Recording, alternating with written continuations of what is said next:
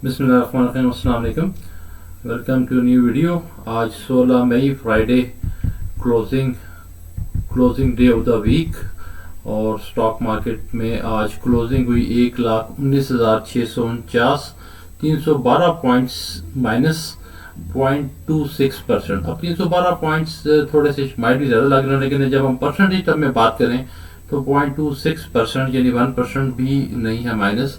तो it's a part of the normal market day to day operation. उसमें definitely profit taking हो रही है। जिन लोगों ने अच्छे मार्जिन अर्न कर लिए हुए हैं उन्होंने डेफिनेटली उनका प्रॉफिट टेकिंग बनती थी। वॉल्यूम आज 235 मिलियन शेयर्स का कारोबार हुआ और वैल्यू वाइज 17.7 बिलियन शेयर्स का काम हुआ। मार्केट अब ईद की तरफ भी आप देख रही है। ईद के अंदर ऑलमोस्ट लाइक 2 वीक्स रह गए हैं। यानी वर्किंग डेज के हवाले से हम देखें, सैटरडे संडे ऑफ होता है, तो इसमें ऑब्वियसली लिक्विडिटी के भी कंसर्न्स आएंगे। तो लोगों ने जिन्होंने ईद के हवाले से कोई फंड्स विड्रॉ करने हैं तो वो अगला हफ्ता भी हमें इसी तरह की प्रॉफिट टेकिंग देखने को मिलेगी और एक वोलेटाइल किस्म की रेंज के अंदर मार्केट चलेगी। 1,20,000 का हाई मार्केट का हमारे सामने है, तो मार्केट ऑलमोस्ट उसके नज़दीक है। तो अभी लोग अपनी प्रॉफिट टेकिंग करके तो उसके बाद न्यू बाइंग की तरफ डेफिनेटली आएंगे। तो नेक्स्ट वीक हमें कोई अच्छी फर्दर बाइंग देखने को मिलेगी।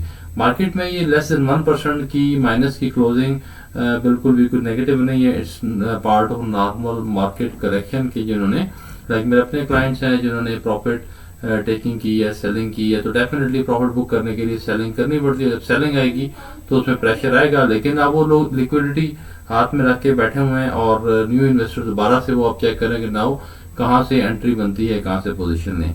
तो ये डेली हम जो क्लोजिंग एक शीट क्लोजिंग बेल में शेयर करते हैं, तो उसमें हम पहले थोड़ा सा पी रेशो वाइज देख लेते हैं कि स्मॉलेस्ट पी रेशो हमें बताती है कि पी रेशो जितनी कम है उतना शेयर जो है वो अंडर वैल्यूड है और जितनी ऊपर जाती है वो ओवर वैल्यूड है।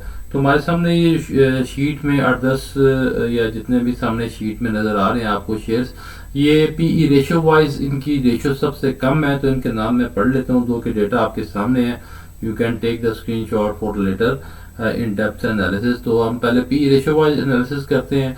तो फैसल बैंक इसमें सबसे कम पी रेशो पे 3.58 पे है, हबको 4 पे 4.0, SNGP 4.01, Arif Habib corporation 4.52, Sazgar 4.58, SSG Swiss Southern 4.6, PPL 4.84, OGDC 5.27, DCR 5.41, अटक रिफाइनरी 5.6 है। रिफाइनरी सेक्टर में तेजी आई है। The point is current price की बजाय पी रेशियो को रेगुलरली क्यों देखता हूँ, क्योंकि देखें प्राइस और डेली चेंज हो रही है और बाइंग होगी तो ऊपर जाएगा, सेलिंग होगी नीचे आएगा, लेकिन हमने साथ पी रेशियो पे नजर रखनी है।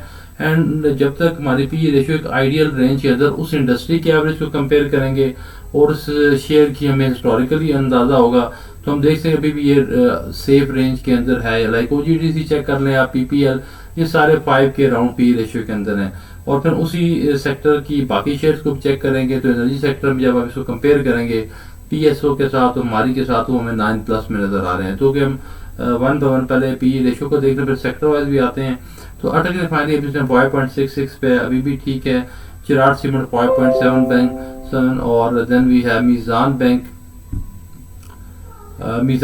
5.84, थोड़ा सा मीजान बैंक ऊपर जाता नजर आ रहा है। अब मैं रेशियो को अगर ऑपोजिट साइड पे घुमाऊं कि पी रेशियो जो लार्जेस्ट है तो सबसे ज्यादा हमें पी रेशियो, अब ये शेयर फ्लाइंग सीमेंट है, ये बहुत ही एक्सेप्शन ऊपर जा चुका है, लेकिन चूंकि ये इतना ऊपर है कि इनकी को फार्मूला इसमें फिट नहीं आ रहा, बिकॉज इनकी अब एक एक्सपेक्टेशन में और फ्यूचर्स के हवाले से इसमें बाइंग हो रही है और वॉल्यूम भी इसके अंदर अच्छा है। तो might be some inside news के आगे इसके हालात बेहतर होने जा रहे हैं। तो फ्लाइंग सीमेंट की पी रेशो किसी क्राइटेरिया में नहीं आ रही, but 95.6, power cement 36 point, Honda car 31। अच्छा, ये जो ऐसी कंपनी जिनके नेक्स्ट क्वार्टरली अर्निंग्स के अंदर किसी के पास इनसाइड न्यूज है कि अच्छे रिजल्ट्स आ रहे हैं, तब उसके अंदर एक्सेस बाइंग हो रही होती है और उसमें पी रेशियो ऊपर जा सकती है।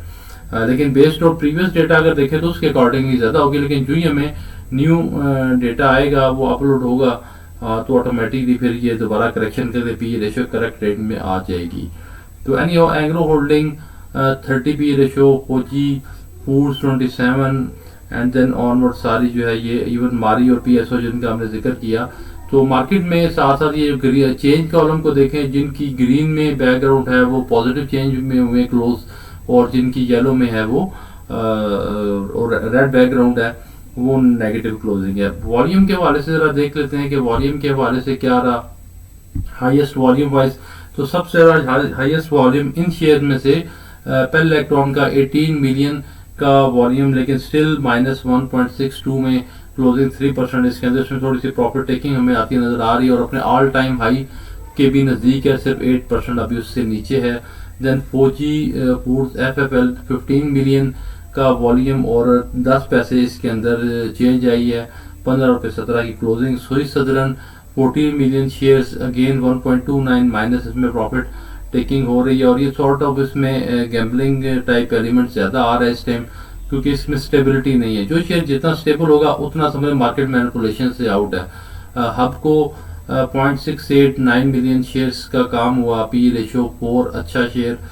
फौजी सीमेंट सेक्टर का top of the line, again volume leader of the cement sector 5.93 million shares, लेकिन पी रेशियो चेक करें 9.36 हो चुकी हुई है। और इसीलिए इतने हाई वॉल्यूम में जो सेलर्स हैं उनका ज्यादा रोल प्ले रहा कि 0.60 पैसा जो है वो फिर भी रुपीस इसके अंदर माइनस रहा। पावर सीमेंट भी अच्छा वॉल्यूम लेके आ रहा है 4.9, चूंकि आरिफ अभी ग्रुप है तो ये छोटा स्टॉक, लेकिन ग्रोथ के हवाले से और फ्यूचर के हवाले से इसके प्रोस्पेक्ट अच्छे हैं।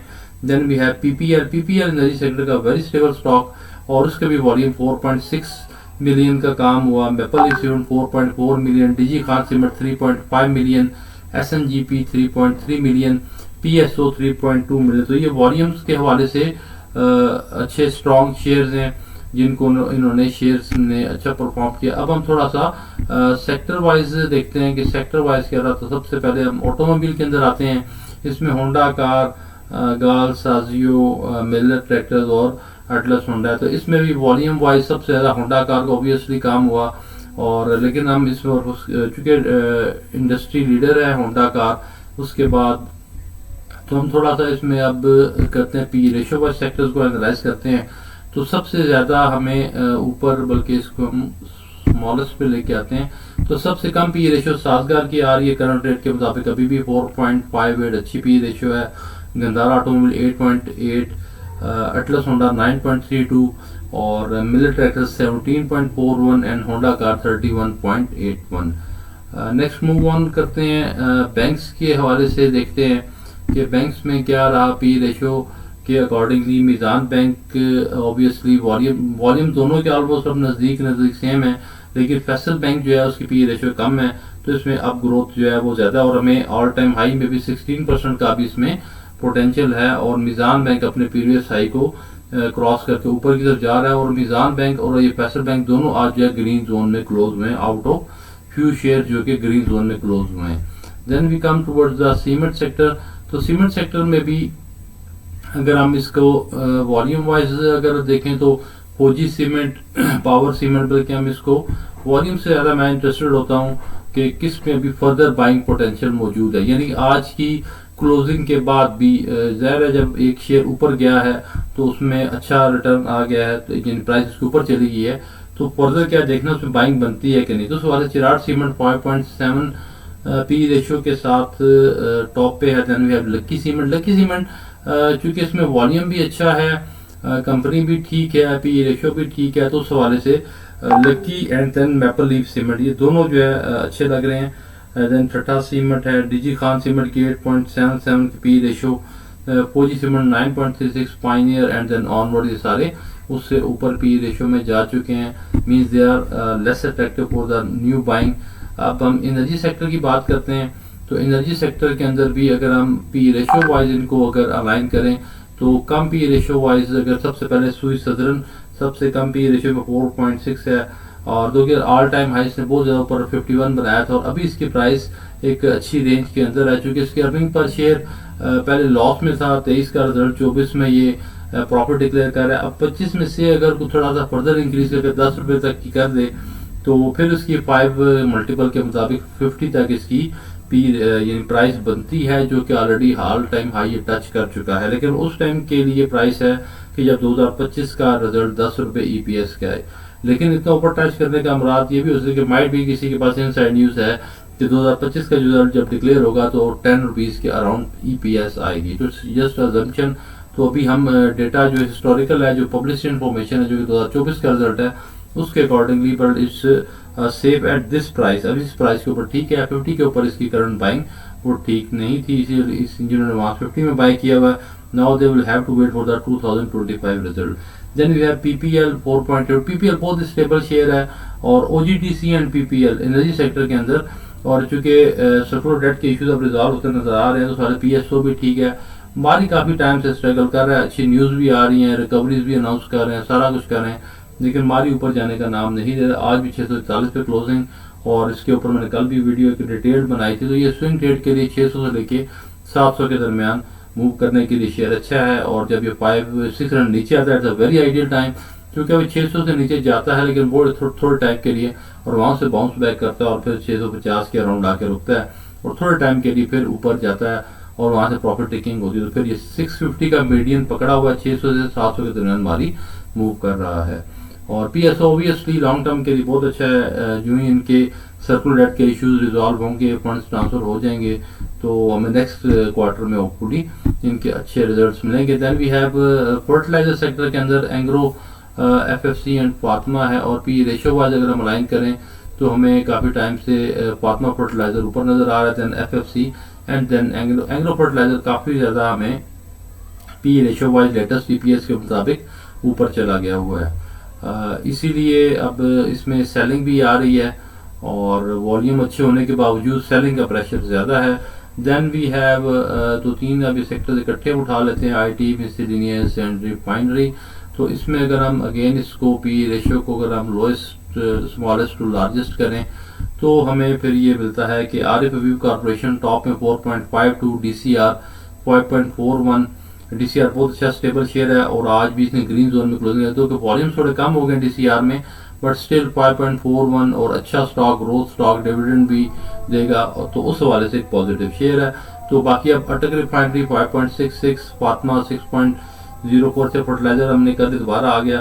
तो ये सामने देखते हैं पेल, एयरलिंक, FFL एंड एग्रो होल्डिंग। तो शुरू की 4, 5, 6, 7 तक की PE रेशियो के अंदर मेरी रिकमेंडेशन इन्वेस्ट किया करें। तो स्टे ट्यून, होपफुली ये आपको आज की क्लोजिंग पर अच्छी लगी होगी। तो स्टे ट्यून, मिलते हैं नेक्स्ट वीडियो के साथ। और इन्वेस्टेड रहें, डिसिप्लिन अप्रोच रखें, पैनिक सेलिंग ना करें, स्विंग ट्रेड करें, नीचे आए तो बाय करें, ऊपर जाए तो सेल करें। और लेट्स होप कि आपको ये वीडियो अच्छी लग रही होंगी, उनसे आपको फ़ायदा हो रहा होगा। Thank you very much.